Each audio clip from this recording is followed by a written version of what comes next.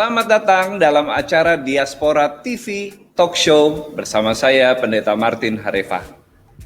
Biasanya Diaspora TV Talk Show diadakan setiap hari Sabtu jam 1 siang. Namun karena ada sesuatu yang spesial dan ditunggu-tunggu, maka untuk minggu ini Diaspora TV Talk Show akan tayang 2 kali, yaitu tanggal 19 dan 24 Oktober. Untuk melanjutkan bincang-bincang kita dengan seorang narasumber yang sangat istimewa. Seseorang yang kini dengan setia melayani Tuhan, dan dia juga adalah mantan aktivis dakwah yang progresif dan dinamis. Yang perjalanan pendidikannya dimulai dari pesantren dan kemudian menjadi salah satu alumnus dari Universitas Muhammadiyah Jakarta. Beliau dulu pernah aktif sebagai salah satu ketua Ikatan Mahasiswa Muhammadiyah di bidang kaderisasi dan lembaga dakwah kampus. Namun setelah 2 tahun melakukan pencarian mengenai apa yang disebut dengan Shirathul Mustaqim atau jalan yang lurus, akhirnya beliau bertemu dengan Yesus Kristus dan menerimanya sebagai Tuhan dan Juru Selamat. Bahkan beliau kemudian menamatkan Magister Teologi di STTLB dan saat ini sedang studi doktoral di STTREM. Di samping aktif sebagai pendeta dan gembala di Gereja Metodis Injili Jemaat Kultum dan masih banyak lagi. Beliau telah menulis buku Hawariun dan baru saja beliau menyelesaikan buku yang lainnya dengan judul Selubung yang Tersingkap. Tanpa lama-lama lagi kita sambut Bapak Fadila Mulya. Apa kabar Pak? Masih betah ya? Siap. Ngobrol dengan Diaspora TV? Siap. Sebelum kita mulai talk show hari ini, mari kita mulai acara ini dengan doa. Mari kita berdoa. Terima kasih Tuhan untuk anugerah keselamatan yang Tuhan berikan kepada hamba-Mu, Pak Fadila Mulya, sehingga dia menjawab panggilan Tuhan untuk menyerahkan hidupnya menjadi hamba Tuhan. Melalui kesaksian hidupnya hari ini, kami yakin semua yang mendengar dan menyaksikannya akan diberkati, diteguhkan, dan dikuatkan imannya. Dalam nama Tuhan Yesus kami berdoa. Amin. God Lovers, saya ingatkan bagi mereka yang belum melakukannya untuk subscribe, share, lalu kemudian like dan juga memberikan komentar. Silakan berikan komentar di bawah ini. Dan saya ingin langsung bertanya kepada Pak Fadil. Pak Fadil, saat ini Anda sedang menulis buku dengan judul Selubung yang Tersingkap. Yep. Selubung apa yang sedang disingkapkan Pak Fadil dalam buku ini? Ya, terima kasih Pak Martin. Ya, saya sudah menulis buku ini, Selubung yang Tersingkap. Ini ada yang mau saya singkap adalah pola pikir atau paradigma setiap orang-orang yang belum mengenal Isa Al-Masih sebagai Tuhan atau Yesus Kristus sebagai Tuhan. Nah, ini khusus untuk orang-orang yang berlatar belakang seperti saya. Ya, latar belakang seperti saya, namun juga untuk menguatkan para anak-anak Tuhan dan memagari mereka dari pemualafan. Oh, jadi ada 2 tujuan menulis buku ini. Yang pertama bagi mereka yang latar belakangnya seperti Pak Fadil ya. Betul. Lalu yang kedua bagi mereka yang umat Kristiani, supaya tidak mudah dirayu, dijebak, dan pindah ke agama lain begitu ya? Betul. Baik. Betul sekali. Ya. Itulah selubung yang mau saya singkap. Iya. Baik. Pak Fadil, mengapa umat Muslim sulit sekali mengerti dan percaya mengenai Trinitas dan keilahian Yesus? Nah, bagaimana Anda menjelaskan hal ini secara sederhana kepada mereka? Tentang keilahian Yesus? Iya, dan juga Trinitas. Trinitas ya. Baik, ini kan salah satunya ada di buku saya Oh, jawabannya. ada dikupas di buku ini ya? Cuman saya akan kupas sedikit saja. Ya, ya. Ya, intisari dari pertanyaan yang Bapak sampaikan. Ya, kita akan lihat apa arti sesungguhnya dari kalimatullah yang disandang oleh Isa. Karena ketika berbicara masalah Trinitas, tidak akan terlepas dari kata firman atau kalimatullah. Nah, Iya. kita harus benar-benar menggali kalimatullah itu atau firman itu. Karena esensinya ada di kalimat itu atau di firman itu. Karena yang kita bisa lihat, kita bisa rasakan, dan kita bisa tahu itu adalah firman atau kalimatnya. Karena dia nuzul ke dunia menjadi manusia. Ini juga yang Bapak jelaskan di pertemuan kita minggu lalu ya. Betul. Jadi bicara tentang kalimatullah. Nah, Betul. hari ini saya harap bisa lebih dalam, lebih jelas, sehingga kita yang mendengarkan sangat diberkati. Betul. Nah, Isa ini adalah kalimatullah, tapi saya mau bahas kalimatullah ini bukan hanya sekedar ujian ya atau ketetapan yang diberikan Allah kepada Maryam. Nah, dari sini kita melihat ada satu pribadi ilahi yang berasal dan melekat pada kata kodim. Nah, ini kata kodim ini menarik, Pak. Ya. Kata kalimah dengan arti ucapan omongan atau kalam ada dua macam pengertian, Pak. Ya. Yang pertama, ucapan yang dimiliki oleh manusia disebut kalimat hawadis. Ya, artinya ucapan makhluk yang bersifat fana atau rusak. Jadi kata-kata manusia itu bersifat fana, ya, atau bisa rusak. Kayak perkataan saya begitu ya? Betul. Manusia biasa. Betul. Nah, yang kedua, ucapan yang berasal dari Allah atau Allah disebut firman atau kalam. Yang bersifat kodim. Nah, kodim itu artinya kekal selamanya, tak dapat berubah dan tidak akan rusak. Nah, saya rasa dan saya sudah teliti kalimatullah Isa Al-Masih itu kodim. Kekal selamanya, tidak berubah dan tidak bisa rusak. Ya. Berdasarkan isi Alkitab atau isi kitab-kitab di atas yang maksud saya tulis di sini, ya. Inilah yang menjadi manusia Isa. Baik di Al-Quran ataupun di Alkitab menuliskan bahwasannya Isa itu berasal dari kalimatullah. Nah, di Alkitab firmannya yang nuzul menjadi manusia. Ya, jadi itu jelas. Nah, berarti itu kekal, sudah ada dari kekal sampai kekal, tidak diciptakan, bersama-sama Allah, selalu ada. Dan di dalam Allah, ya, berasal juga dalam diri Allah, dan dia keluar dari diri Allah. Bisa dibilang begini, pada masa perjanjian lama kita mengenal ada Allah, ya, ada Allah, ada firman-Nya, ya, ada Roh-Nya yang membimbing.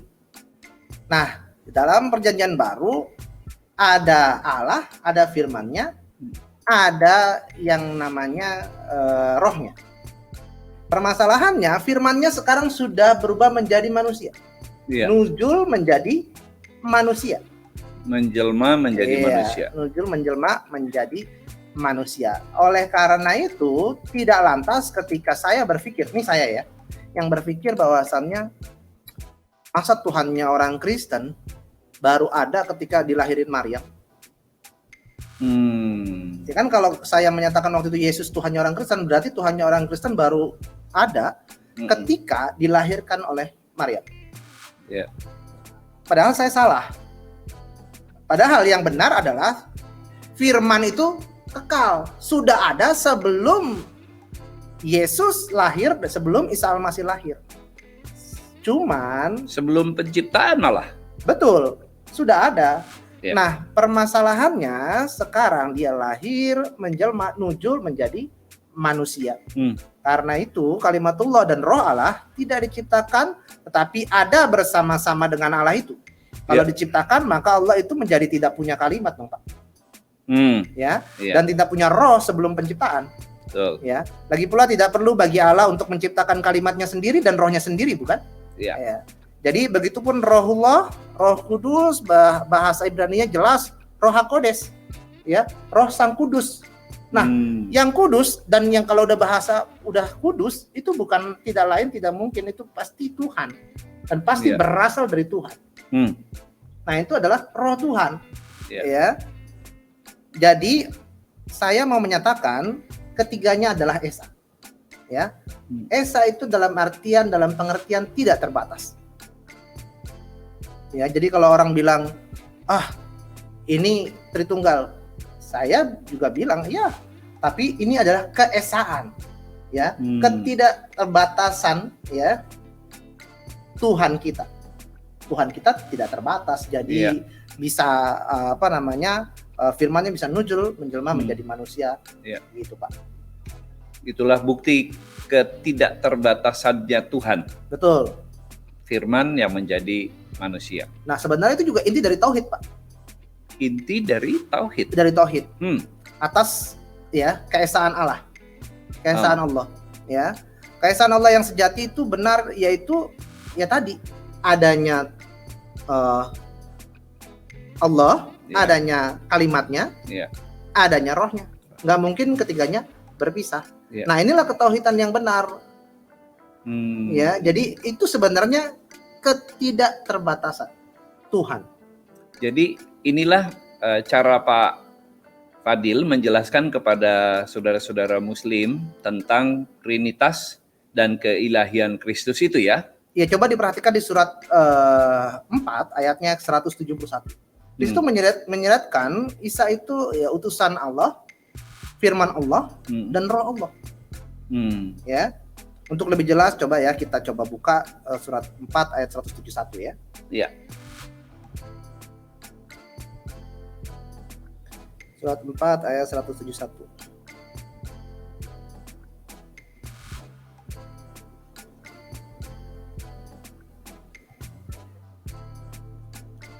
Nah, saya akan bacakan di sini. Ya. Hai ahli kitab, janganlah kamu melampaui batas dalam agamamu, dan janganlah kamu berkata atas Allah kecuali yang benar. Sesungguhnya Al-Masih Isa putra Maryam itu tidak lain melainkan utusan Allah dan kalimatnya yang ia berikan kepada Maryam dengan tiupan ruh daripadanya.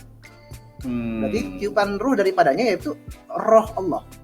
Ya, maka berimanlah kamu kepada Allah dan rasul-rasulnya, dan jangan kamu berkata Tuhan itu tiga. Hentikanlah, baik bagimu Allah itu adalah Tuhan yang Maha Esa, Maha Suci. Dia dari mempunyai anak. Kepunyaannya lah semua yang di langit dan semua yang di bumi. Cukuplah Allah sebagai pelindung. Nah, perhatikan penggalan kalimat Quran di atas sini yang saya bacakan. Sesungguhnya Al-Masih Isa putra Maryam itu tidak lain melainkan utusan Allah dan kalimatnya yang ia Allah berikan kepada Maryam dengan tiupan ruh daripadanya. Nah, apakah tersirat bahwa Isa diciptakan dalam kandungan Maria? Tidak. Tapi kalimatullah itu dikandung oleh Maria dengan kuasa roh Allah. Ya. Jadi begitu Pak, yang saya coba teliti, memang Maria sengaja dipilih untuk ditiupkan ruh dan kalimatnya nuzul melalui Maria. Begitu Pak. Jadi ya Isa Al-Masih adalah kalimatullah dan roh Allah. Atau lebih mudahnya begini, saya dulu punya kesalahan berpikir adalah bagaimana mungkin manusia bisa menjadi Tuhan. Itu kesalahan saya dalam berpikir. Nah, seharusnya tinggal dibalik aja pola pikir saya, yaitu kenapa Tuhan tidak dapat menjadi manusia? Harusnya kan bisa. Jadi tidak mungkin manusia jadi Tuhan. Yang mungkin adalah Tuhan jadi manusia. Karena ya suka-sukanya Tuhan. Suka-sukanya Tuhan. Saya dulu percaya ada yang namanya malam nuzul Quran. Firman Tuhan turun menjadi sebuah buku, yaitu Al-Quran. Ini firman Tuhan berubah menjadi sebuah buku, kok saya percaya waktu itu. Tapi kalau firman Tuhan nujul menjelma menjadi manusia, kok saya nggak percaya. Padahal lebih masuk akal berubah menjadi manusia ketimbang menjadi buku. Nah, disitulah saya berpikir, ya itu yang simpelnya. Simpelnya begitu aja. Baik. Oke, jadi dengan demikian secara gamblang Pak Fadil menjelaskan tentang bagaimana menjawab pertanyaan dari saudara-saudara kita yang Muslim tentang Trinitas dan juga keilahian. Nah, bila mau mengenal Isa Al-Masih lebih dalam, bisa dicek di ayat-ayat Al-Quran yang sudah saya tulis di buku-buku ini. Nah, ini kalau disebutkan terlalu banyak nih.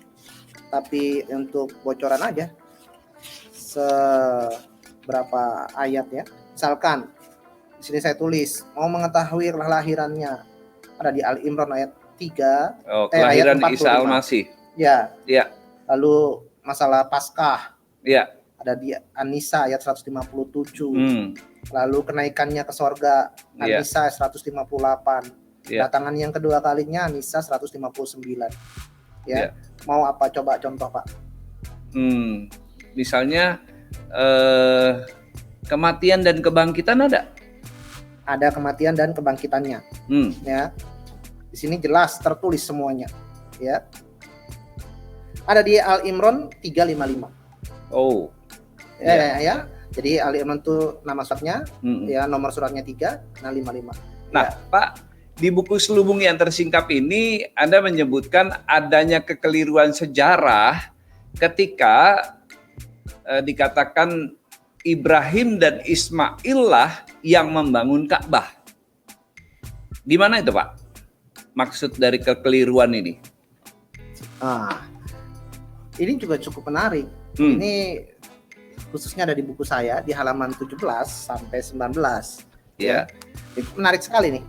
Ya. Saya meyakini Ibrahim dan Ismail membangun Ka'bah waktu saya masih Muslim. Tapi sekarang saya tidak lagi percaya itu. Ya. Kenapa? Ya karena saya melihat ada ayat-ayat yang mengatakan itu, ya. Di Al-Baqarah ayat 127 misalnya, dan Al-Baqarah ayat 125 menyatakan bahwasannya ya di sana Ibrahim dan Ismail ada di Ka'bah berdoa dan ada makom Ibrahim di sana. Gitu. Ya. Nah, sedangkan dari sejarah yang saya temukan, keberadaan kota Mekah pada masa Ibrahim belum ada, Pak. Iya. Belum ada keberadaan kota Mekah. Jadi Ibrahim dan Ismail hidup sekitar 2000 sampai dengan 1900 sebelum Masehi. Sedangkan pembangunan kota Mekah dilakukan setelah tahun 400 Masehi dalam catatan sejarah yang dapat kita pelajari bahwa suku Khuzah dari Yamanlah yang membangun kota Mekah. Iya, itu jaraknya jauh sekali ya. Nah, ya, di Alkitab juga nggak pernah ditulis bahwa Abraham itu dan Ismail pernah ke Arab. Nggak pernah. Bagaimana menjelaskan hal itu? Sedangkan dari Hebron sendiri, ya, Hebron sendiri berjarak ke Mekah itu sekitar 1.400 km, Pak. 1.400 km. Ya. Ya, kitab Taurat yang ditulis 2000 tahun lebih awal dari Al-Quran menegaskan bahwa Ibrahim tidak pernah berpergian ke Arab. Ya. Sama sekali tidak pernah. Kalau mau dilihat, ada runutan yang jelas, Pak. Ini saya tulis di buku saya, runutan tentang Abraham dan Ismail dari dia hidup sampai mati. Tidak pernah menginjak ke kota Mekah. Ya. Misalkan ya, urutannya kira-kira demikian ya. Berangkat dari Urs Qadim di Kejadian 11 ayat 31 ya. Sampai di Haran di Kejadian 11 ayat 31. Lalu sampai ke Sikem Kejadian 12 ayat 6. Sampai ke pegunungan sebelah timur Betel Kejadian 12 ayat 8. Sampai ke Tanah Nageb di Kejadian 12 ayat 9. Sampai di Mesir Kejadian 12 ayat 10. Kembali ke Tanah Nageb Kejadian 13 ayat 1. Menuju ke Betel Kejadian 13 ayat 3. Pindah ke Mamre dekat Hebron Kejadian 13 ayat 1. Nah, Ibrahim diberkati anaknya Ismail ketika di Kanaan. Di Kejadian 16 ayat 3. Nah, Ibrahim ke Tanah Nageb di Kejadian 20 ayat 1. Lalu Ibrahim ke Tanah Moria di Kejadian 22 ayat 2. Kenapa semuanya jadi kejadian? Karena memang kan lebih dulu kita mengenal Taurat. Betul. Ya, Al-Quran adalah yang terakhir. Makanya sejarahnya ada di Taurat. Jadi Al-Quran harus mengimani juga. Karena di dalam kita juga meyakini harus percaya dengan kitab-kitab Allah. Taurat termasuk. Nah, Ibrahim pergi dan tinggal di Beersheba. Kejadian 22 ayat 19. Sarah nampaknya tetap tinggal di Hebron. Ya. Sarah wafat di Hebron, Pak. Kejadian 23 ayat 2. Gitu. Ya. Ibrahim dimakamkan di Gua Makpela di Hebron. Kejadian 25 ayat 9. Tidak pernah tertulis di sini Ibrahim ke Mekah. Cuman yang jelas Ibrahim ya atau Abraham beserta Ismail tidak pernah membangun Ka'bah. Lagi pula Ismail dan ibunya Siti Hagar ya itu diusir ke padang gurun Berseba. Oh, iya, iya. Nah, Pak Fadil, dalam buku ini Anda juga menulis tentang kekeliruan atau kesalahan penulisan cerita tentang Adam dan Nuh yang adalah nenek moyang dari Abraham atau Ibrahim, serta cerita tentang Yusuf yang merupakan keturunan dari Abraham. Bisa dijelaskan, Pak Fadil? Nah, ini menarik ya, namun sebelumnya jangan pernah ada yang sentimen sama saya karena saya coba mau mengungkap sesuatu yang menurut saya tidak pas. Gitu ya. Saya coba mau memperbandingkan antara Alkitab dan Al-Quran. Nah, bila mana ada teman-teman, saudara yang menyaksikan ini merasa tersinggung dan merasa dinistakan dan sebagainya, mohon ya balas dengan literatur, balas dengan karya dan sebagainya ya. Jadi saya juga berharap saudara lebih dewasa dalam bersikap. Terima kasih. Nah, saya akan jawab cerita tentang Adam. Ya, cerita tentang Adam ini berbeda sekali di dalam Alkitab dan di dalam Al-Quran. Contoh, ya, di dalam Alkitab, Adam adalah manusia pertama yang diciptakan oleh Allah. Ini diakui oleh Islam maupun Kristen. Tapi ada yang berbeda mengenai perintah yang Allah berikan kepada Adam, Pak. Iya. Ya, kalau di Alkitab tertulis di Kejadian 2 ayat 16 sampai 17. Lalu Tuhan Allah memberi perintah ini kepada manusia. Semua pohon dalam taman ini boleh kau makan buahnya dengan bebas. Tetapi pohon pengetahuan tentang yang baik dan yang jahat itu janganlah kau makan buahnya. Sebab pada hari engkau memakannya, pastilah engkau mati. Perintah Allah di sini jelas. Jika Adam makan, maka ia pasti mati. Namun ada deli yang bilang begini, tuh Adam nggak mati, umurnya sampai 930 tahun, ya kan? Nah, dia tidak baca Alkitab dengan teliti. Bahwasannya satu harinya Tuhan adalah 1000 tahunnya kita. Maka ketika Tuhan bilang hari ini engkau pasti mati, maka dia belum melewati harinya Tuhan, maka itu masih masuk harinya Tuhan dan hari itu juga dia mati. Ya. Nah, tapi Al-Quran berkata lain tentang Adam ini, ya. Dilihat di Quran surat Al-A'raf ayat 19. Dan Allah berfirman, wahai Adam, tinggallah engkau bersama istrimu dalam surga dan makanlah apa saja yang kamu berdua sukai. Tetapi janganlah kamu berdua dekati pohon yang satu ini. Apabila didekati, kamu berdua termasuk orang-orang yang zolim. Allah memberi perintah, jangan dekati pohon, nanti termasuk orang-orang yang zolim. Ya. Pertanyaannya, siapa orang yang zolim pada masa itu? Iya. Nah, ini ada sebuah miss. Apakah ada manusia lain di situ? Iya. Nah, itu yang buat saya ada cerita yang kurang pas. Iya. Baik. Ini tentang Adam. Ya. Kalau tentang Yusuf yang merupakan keturunan Abraham? Tentang Yusuf ya. Tentang Yusuf juga agak ini nih, agak lucu juga nih, tapi nggak apa-apa saya coba sampaikan. Yusuf adalah salah satu tokoh terbaik kedua setelah Yesus loh Pak. Ya, baik kejujurannya, baik semangatnya, bagus. Bahkan saya dulu ya kalau di doa selalu berdoa mau sama seperti Yusuf. Oh, ya. Meneladani Yusuf. Betul. Iya. Ya, mau meneladani Yusuf. Ya, sambil ya di sini kita bisa lihat ya Yusuf begitu jujurnya, terlihat di dalam kejujuran dia menolak rayuan istri tuannya yaitu Potifar. Ya. Terlihat di Kejadian 39 ayat 12. Lalu perempuan itu memegang baju Yusuf sambil berkata, marilah tidur dengan aku. Tetapi Yusuf meninggalkan bajunya di tangan perempuan itu dan lari keluar. Alkitab menceritakan Yusuf begitu suci hatinya. Namun, ya Al-Quran memiliki cerita berbeda di dalam cerita Yusuf ini. Oh, ya di dalam Quran surat Yusuf ayatnya yang ke-24. Sesungguhnya wanita itu telah bermaksud melakukan perbuatan itu dengan Yusuf, dan Yusuf pun bermaksud melakukan pula dengan wanita itu andai kata dia tidak melihat tanda dari Tuhannya Demikianlah agar kami memalingkan daripadanya kemungkaran dan kekejian. Sesungguhnya Yusuf itu termasuk hamba-hamba kami yang terpilih. Nah, Yusuf diceritakan sudah memiliki niat untuk melakukan dengan wanita itu. Iya.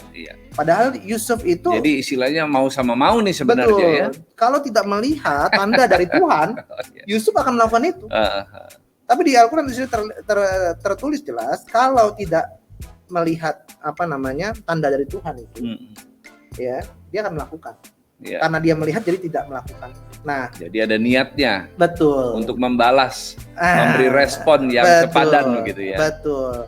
Ya. Sama dengan cerita Nuh juga.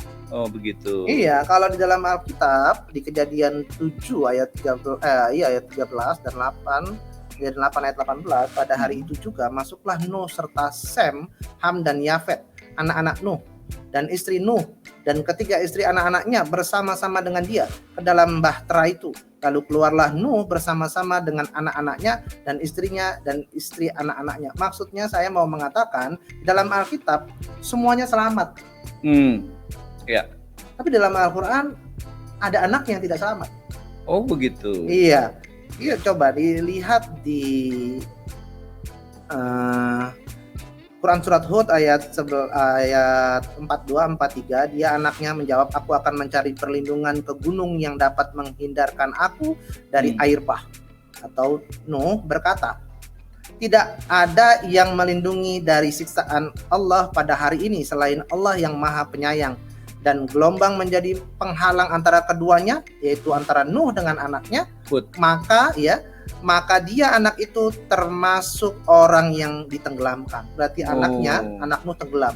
Iya. Nah, nggak tahu tuh siapa nama anaknya yang tenggelam. Iya. Baik. Semakin jelas tentang perbedaan-perbedaan yang ada tentang tokoh-tokoh barusan. Nah, di dalam buku Anda tertulis tentang kekeliruan cerita Maria atau Maryam ibu Yesus dengan Miriam yang sebenarnya adalah kakak dari Musa. Bagaimana ini bisa terjadi, Pak? Ya, Maryam ibu Yesus punya peranan penting dalam kekristenan dan keislaman. Ya, sama seperti Yusuf, sama seperti Abraham, sama seperti Musa, sama seperti Daud dan lain sebagainya.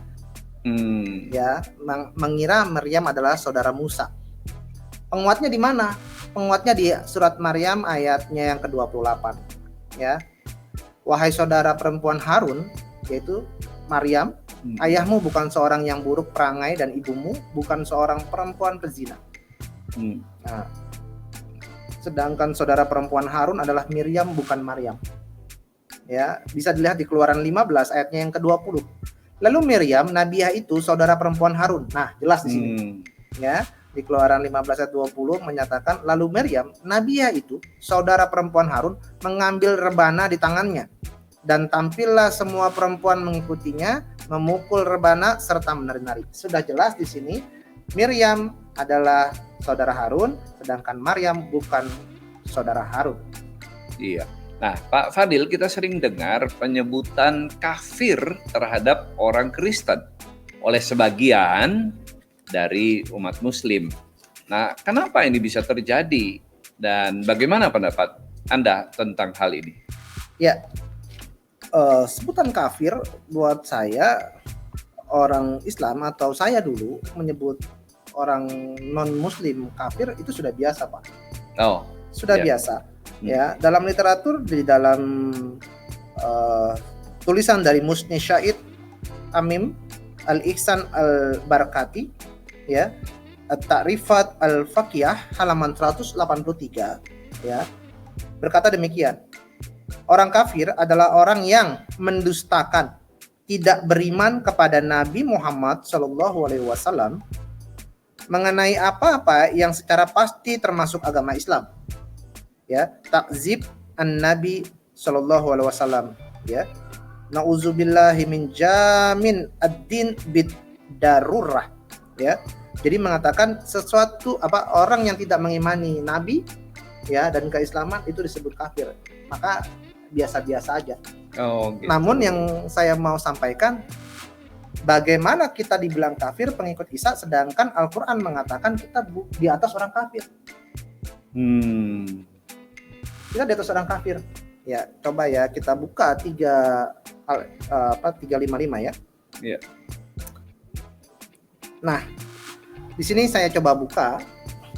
Bismillahirrahmanirrahim, ya Isa inni mutawaffika wa rafi'uka ila wa mutahhiruka minal ladzina kafaru wa ja'ilul ladzina tabauka fawqal ladzina kafaru ila yaumil qiyamah. Nah, saya baca sampai sini dulu. Ingatlah ketika Allah berfirman, "Hai Isa, sesungguhnya aku akan menyampaikan kamu kepada akhir ajalmu dan mengangkat kamu kepadaku serta membersihkan kamu dari orang-orang yang kafir." Di sini jelas tertulis membersihkan kamu di antara orang-orang kafir, berarti pengikut Isa bukanlah orang-orang kafir. Oh. Nah, dan menjadikan orang-orang yang mengikuti kamu di atas orang-orang kafir. Oke. Jadi kita dibersihkan dari orang-orang kafir dan kita dijadikan orang-orang di atas orang kafir. Menurut surat ini, pengikut Isa di atas dari orang-orang kafir. Betul. Tidak termasuk orang kafir. Tidak. Ya, makanya itu ada selubung yang tersingkap yang harus saya buka.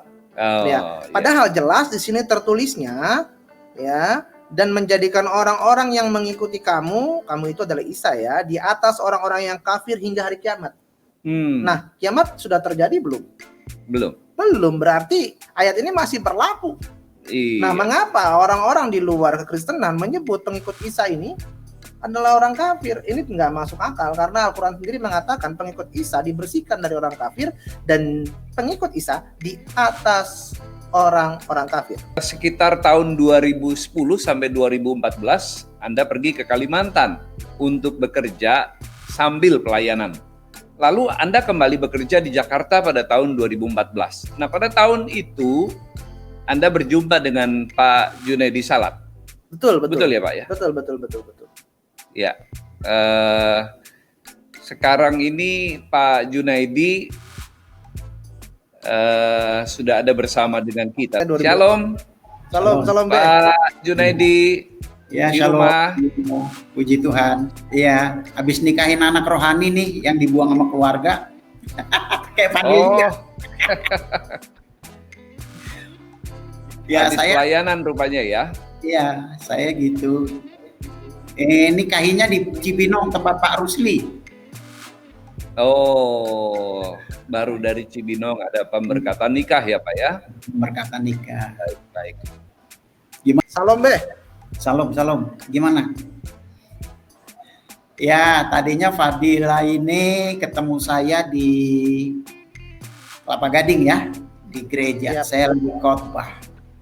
Habis khotbah, selesai ibadah, dia deketin saya. Terus dia cerita, "Pak, Ya. saya juga dari Islam," katanya.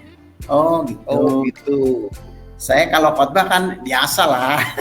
Tahu sendiri. Dia Ya, tertarik. memperkenalkan. Dia tertarik. Udah gitu, saya doain tumpangin tangan, hampir tumbang dia. Semboyongan jadi. Iya. Nah, saya minta nomor HP-nya, terus saya ajak dia aktif di persekutuan saya, itu Fokus Forum Komunikasi Umat Silaturahmi. Tadinya saya undang nggak pernah datang, tapi lama-lama datang juga. Dan Iya, saya tuh seneng kalau ada orang dari ya latar belakang kayak Fadil, kayak saya gini, lalu dia jadi Kristen dan dia serius, tuh saya suka banget, paling suka saya. Ya. Jadi saya juga mau dukung orang yang nggak setengah-setengah, maunya serius, sungguh-sungguh. Kalau nggak sungguh-sungguh, ya gimana ya? Apalagi kayak Ustadz, kelasnya Fadil, ya kan? Lo jalannya belum bener aja lo nekat. Masa udah bener nggak nekat? Mesti nekat. Mesti ada keberanian, ya. Siapa takut kehilangan nyawanya akan kehilangan nyawanya. Iya. Sejak itulah dia jadi anak rohani saya yang saya mentorin.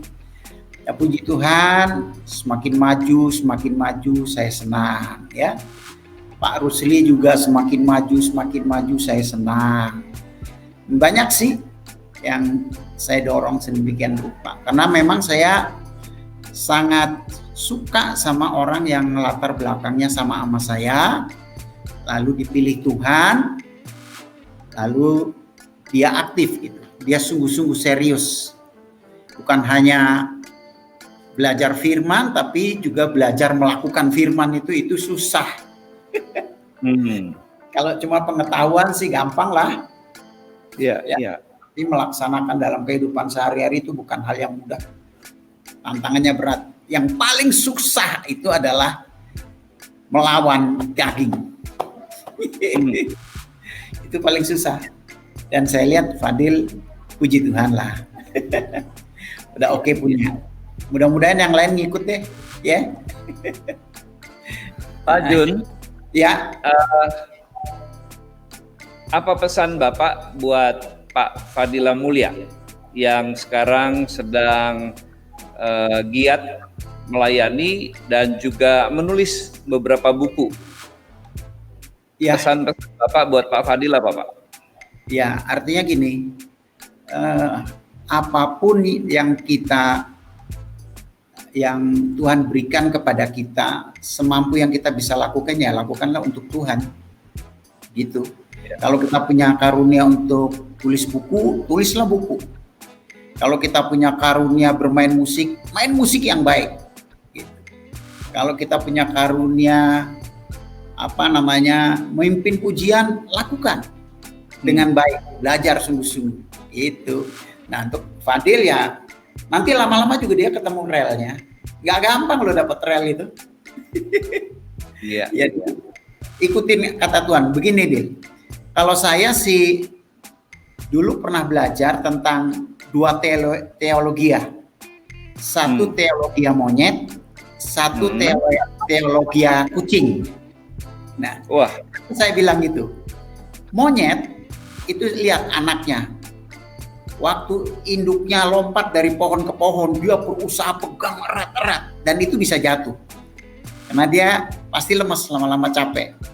Kalau kucing, dia pindah dari satu tempat ke tempat yang lain, itu bukan dia berpegang kepada induknya, tapi justru induknya yang pegang anaknya untuk dibawa ke tempat aman.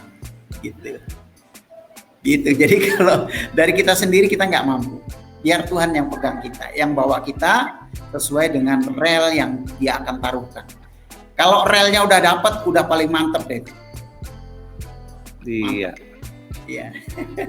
Waduh, terima kasih banyak untuk kehadirannya Pak Jun. Pak B juga ini nih orang paling spesial. Oh ya, bagaimana Pak Fadil, kesan Pak Fadil terhadap Pak Junaidi? Iya, Pak B ini ya udah kayak bapak saya sendiri lah ya. Ya, terus juga ya waktu saya ketemu beliau 2014, saya cuman mau minta doanya karena saya setiap ke gereja selalu minta doa. Ya, karena saya berprinsip kita selalu harus minta doa. Ya, kita harus selalu minta doa dan kita nggak tahu dari mulut siapa doa itu bisa terkabul. Nah, saya selalu minta doa dan setelah minta doa saya waktu kulayangan kan, dan itu selesai, gitu kan. Terus Babe Jun juga ngundang saya. Nah, saya waktu itu kan masih kerja tuh. Nah, saya mau fokus pelayanan. Tapi kalau fokus pelayanan, kerjaan terbengkalai waktu itu kan. Kalau saya fokus pekerjaan, tapi nggak pelayanan. Akhirnya saya lurusin niat, saya sama Babe, ya akhirnya ya bergabung sampai akhirnya saya tetap bekerja dan pelayanan, dan pada akhirnya saya benar-benar harus meninggalkan pekerjaan saya. 100% memilih pelayanan. Iya, 100% memilih pelayanan dan saya hanya menyerahkan diri saya sama Tuhan.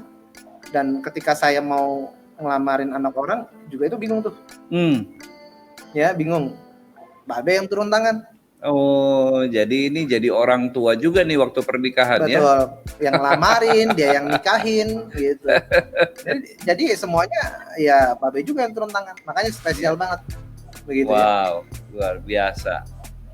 Jadi pribadi Pak Junaidi buat Pak Fadil ini adalah ayah, bukan hanya dalam hal rohani tapi jasmani juga ya. Ini urusan jasmani juga kawinan diurusin ya. Siap. Iya. Thank you, Be. Tapi minta Mantap. jajan nggak sama Babe Jun? Minta duit jajan nggak? Enggak sih, tapi kadang Babe ngasih. Oh gitu, luar Kalau biasa. ngasih mama kita nggak nolak. Kalau ngasih mah kita nggak nolak. Tapi nggak Iya. pernah minta-minta. Be, bagi duit nggak. Oh iya. Tapi yang namanya bapak kan sadar. Iya. Pak Jun, terima Ya. kasih. Sama-sama. Tuhan Yesus memberkati kita semua. Tetap maju. Sekali Yesus, tetap Yesus. Amin. Amin. Luar biasa. Ya. Iya. Terima kasih untuk kehadirannya Babe Jun yang hadir dalam Diaspora TV Talk Show siang ini. Nah, Pak Fadil, Anda dulu seorang aktivis mahasiswa yang dekat dengan isu sosial politik. Apa pendapat Anda terhadap kerukunan beragama di Indonesia? Apakah semakin membaik? Bisa dijelaskan? Kerukunan beragama di Indonesia yang menurut saya sampai dengan saat ini semakin meruncing, tapi dalam segelintir pihak aja. Pihak aja. Karena bagi orang-orang yang mau berpikir, dia tidak akan mempermasalahkan masalah hal-hal sepele gitu loh. Tapi dalam kondisi sekarang ini pemerintah sudah bagus dalam menyikapi setiap hal-hal yang berbau unsur sara, begitu Pak. Oh. Ya, jadi menurut saya untuk sekarang ini sudah bagus. Pemerintah sudah hadir di sana. Betul, pemerintah sudah hadir dan sudah ada hal-hal yang diatur di situ. Ya. Ya, dan ya menurut saya ya harusnya kita lebih bijak ya dan lebih berani menyampaikan sesuatu, tapi juga harus juga diteliti. Jangan sampai ngomong tapi kita menyinggung. Tapi nah, singgungan ini juga terlihat ada dua sih Pak. Ada yang menyinggung itu karena dia nggak tahu, Oh. ya karena dia kurang tahuan dia, jadi dia merasa tersinggung. Jadi ada kesan memprovokasi. Betul. Atau juga dia menyinggung karena benar-benar tahu, menginginkan adanya Oh. sesuatu yang chaos. Niatnya Begitu. memang jelek ya. Betul. Nah, yang saya khawatirkan pergesekan antar umat beragama yang selama ini terjadi itu bukan nomor satu tapi nomor dua yang ingin sengaja ditimbulkan. Ada sasaran berikutnya. Betul sekali. Oh, Ya, tapi karena kita bisa lihat, misalkan di kelompok A, nggak semua kelompok A melakukan ini, segelintir aja. Nah, ketahuan ini yang segelintir ini siapa gitu. Iya, yang itu lagi begitu ya. Betul. Itu sih menurut saya Pak. Tapi kalau pemerintah sudah sangat baik. Baik. Nah, dari tinjauan teologis politis, kenapa menurut Anda masih ada sebagian orang yang menginginkan berdirinya negara Islam ataupun yang berbasis syariah? Dari segi teologis politis ya. Iya. Jadi gini, dari segi politis hanya agama yang bisa menjadikan ya semua bangsa memiliki satu tujuan Pak. Satu semangat dan satu cita-cita. Iya. Ya, karena manusia berada di seluruh negara. Dan agama bisa mempersatukan itu. Baik cita-cita, semangat dan lain sebagainya. Nah, sedangkan kepemimpinan pemerintahan hanya berlaku untuk negara tertentu saja. Ya. Jadi ketika ada yang mau menggaungkan syariah, ya, ini kan membahas tentang tatanan. Ya, tentang hukum. Nah, ini disandang dari agama. Berarti bisa menguasai dunia dengan ini. Tidak lagi fokus kepada satu negara. Nah, buat saya itu kurang bagus. Ya, itu kurang bagus. Yang bagus sudah ya sekarang setiap negara punya kepemerintahannya masing-masing, punya undang-undangnya masing-masing. Nah, pemerintah Indonesia ini sudah sangat baik dengan adanya Pancasila dan setiap rangkaian undang-undang dasarnya. Jadi nggak perlu lagi perubahan.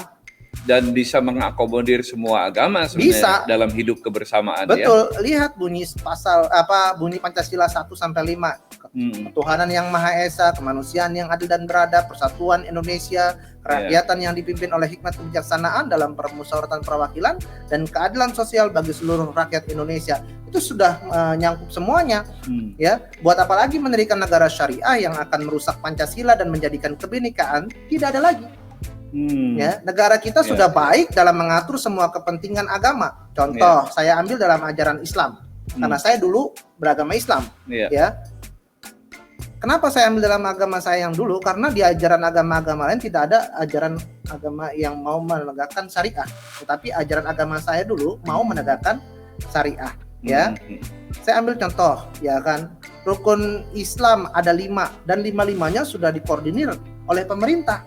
Kalau saya nggak mau menegakkan syariah, kenapa? Pemerintahan ini sudah bagus kok. Kalau saya masih Muslim, saya nggak bakalan mau mendirikan negara syariah. Pemerintahan ini sudah bagus, rukun Islam aja dikoordinir sama pemerintah. Contoh, ya, sholat, ya, diatur nggak waktunya sama pemerintah? Dikasih tahu nggak waktunya kapan aja? Dikasih tahu, ya kan? Misalkan mau masuk Islam, ada orang non Muslim mau masuk Muslim, diatur nggak sama pemerintah? Diatur perubahan KTP, ya kan? Nah, puasa diatur nggak sama pemerintah? Diatur kapan waktu bukanya, kapan waktu imsaknya, ya kan? Semua diatur. Apalagi haji, diatur nggak sama pemerintah? Ya diatur, ya, dikoordinir sama pemerintah agar apa? Agar tidak berantakan. Nah, jadi buat saya pribadi, Indonesia sudah bagus dalam mengatur setiap kepentingan agama, ya. Jika ada yang kecewa kepada pemerintah, maka bukan pemerintah yang tidak siap memimpin kita, tapi kita ini umat beragama yang tidak siap dengan segala kebaikan pemerintah, begitu aja. Iya. Itu menurut saya.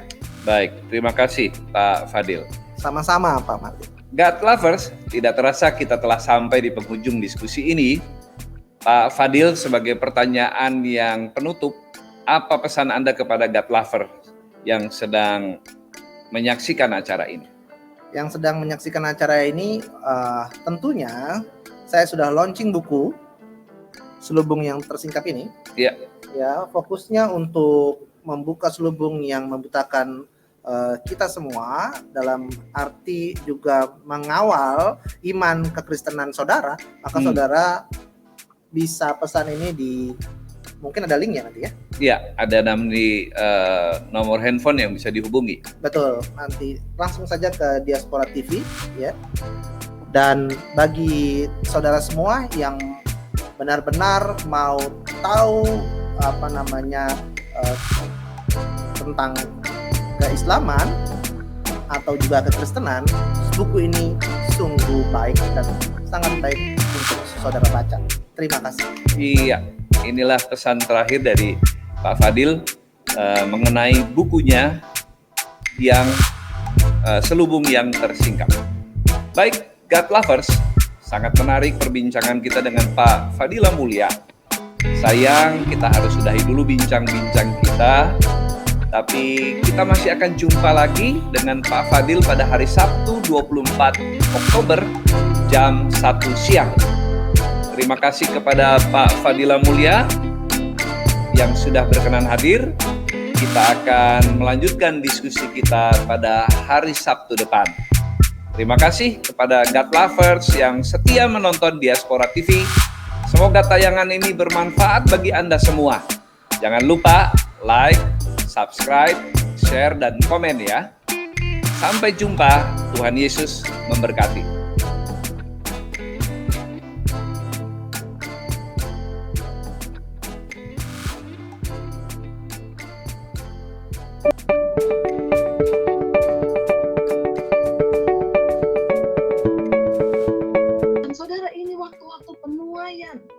Ya, dan kalau gereja nggak siap, hamba Tuhan nggak siap, kita nggak akan pernah bisa ikut karena Tuhan kita tuh Tuhan yang bergerak loh. Kita nggak bisa stuck di satu tempat, kita nggak bisa. Apalagi saya berdoa hari-hari ini supaya pelayan-pelayan Tuhan bangun, bangkit dari tidur, bangkit dari kematian. Udah cukup kita jadi Kristen yang cuma melakukan aktivitas kita dan tidak pernah ada sebuah kegerakan dari hati yang melihat ini pergerakan apa yang sedang Tuhan kerjakan. Saya percaya, dari dulu saya selalu berdoa, Tuhan, aku mau melayani Tuhan di dalam pergerakan-Mu Tuhan. Karena saya nggak mau ketika saya bergerak itu tapi tidak dalam pergerakan Tuhan, kita akan jadi sia-sia pelayanan kita. Di tanah tercinta, negeriku Indonesia, ku berdoa Indonesia, penuh kemuliaan-Mu Indonesia, bagi kemuliaan-Mu. Tata ibadah sudah nggak esensi, gedung semuanya sudah nggak esensi. Ini saatnya semua pengajaran gereja sedang diuji. Waktu kita sama-sama kita nyembah, full musik, full air condition, lighting yang bagus semua. Sekarang di rumah sendiri, bener nggak kita sedang duduk sekarang? Perhatiin ini.